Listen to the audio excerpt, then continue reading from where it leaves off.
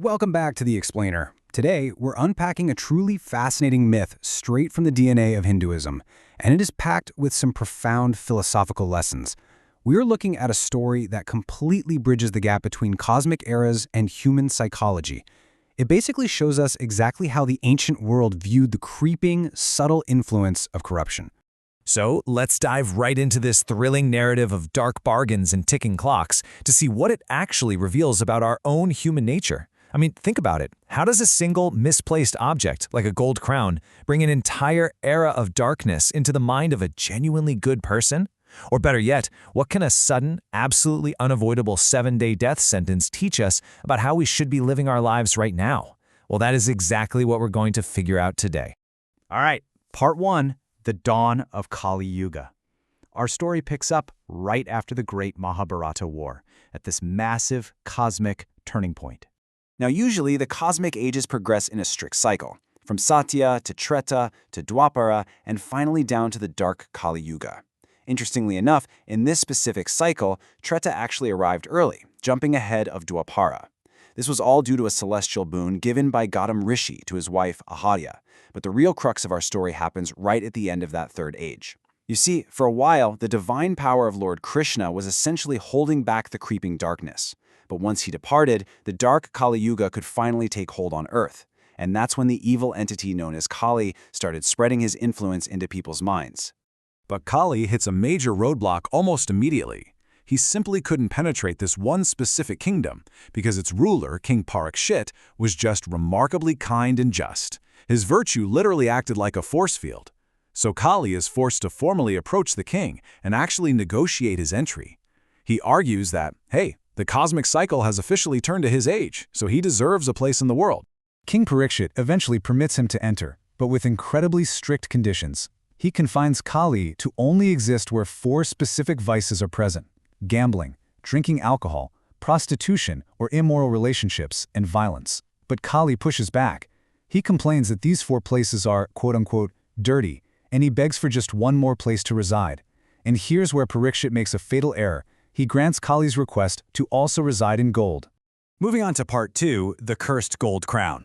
This brings us to a seemingly innocent moment that sets up our hero's tragic downfall. It brilliantly illustrates the immediate, devastating psychological shift when the king foolishly puts on that gold crown. So one day, Parikshit is digging through his belongings and finds this old box left by his grandfather. Without really thinking it through, he places the golden crown inside on his head. But this wasn't just any ordinary gold. It originally belonged to the ancient king Jarasad, and had been acquired completely by force by the warrior Bhim. The rule here is that money or gold acquired unjustifiably invites Kali in. Before the crown, the king was clear-minded, a total protector.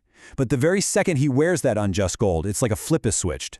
Kali enters his mind, making him wildly arrogant, easily angered, and just completely impulsive.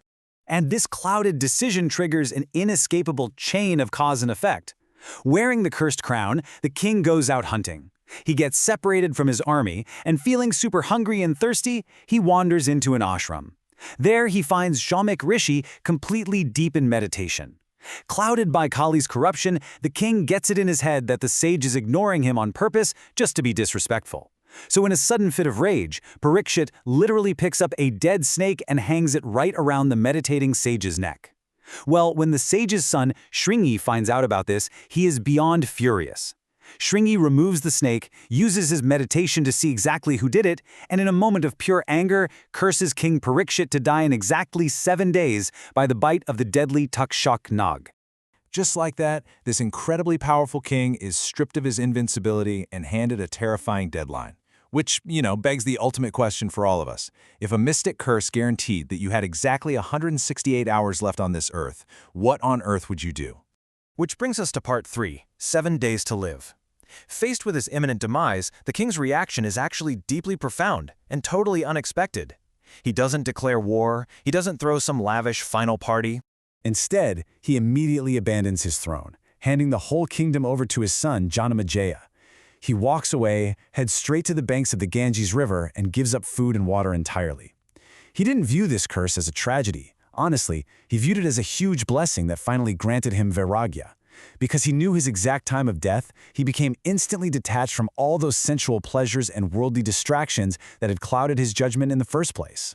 From that moment on, his sole focus shifted to achieving moksha, ultimate spiritual liberation, before his time ran out.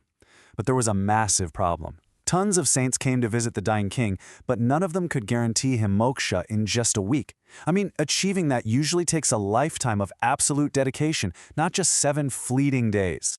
But then, help arrives.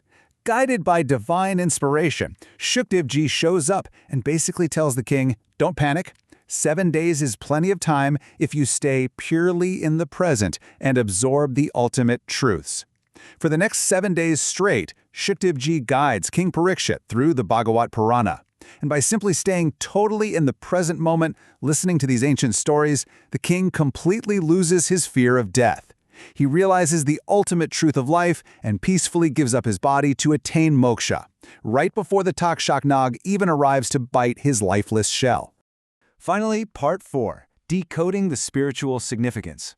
So as Parikshit fearlessly accepts his fate, we really need to extract the core philosophical payoff from this parable. What is this ancient story actually trying to tell us? Well, the story isn't just a random list of physical crimes. It's quite literally a map of a dharma, or immorality. It maps those physical places Kali was confined to directly to our own internal moral failings. Gambling is the physical manifestation of internal untruthfulness. Drinking alcohol stems directly from pride. Immoral relationships represent unchecked passion. And violence, of course, is simply brutality. These are the internal, everyday flaws that essentially hold the door open for the darkness of the Kali Yuga to enter our lives. And then, of course, we have that final, fatal condition, the gold. The crucial takeaway here is that wealth itself isn't the evil part. It's wealth earned through immoral means that brings absolute misery and corrupts the mind. That crown wasn't cursed just because it was made of gold. It was cursed because it was a stolen, unjustifiable prize taken by force. That initial moral compromise is exactly what invited the darkness in. The text also leaves us with a very practical warning about spiritual respect. It reminds us that disturbing someone in profound meditation, or samadhi, invites absolutely disastrous karmic consequences. A sage in samadhi is in a state of supreme cosmic connection. King Parikshit's petty, ego-driven decision to interrupt that with a dead snake is what sealed his fate, highlighting just how much deep reverence is required for spiritual practice in Hindu philosophy. Ultimately, this entire ancient narrative beautifully challenges us to find our own spiritual detachment today. Because unlike the king, our clock is ticking completely invisibly. King Parikshit was actually blessed to know exactly how much time he had left to course correct, which forced him to embrace vairagya and focus solely on what mattered. We don't get that 7-day warning. So you have to ask yourself, are you distracted by the gold and the noise of everyday life, or are you truly living in the present?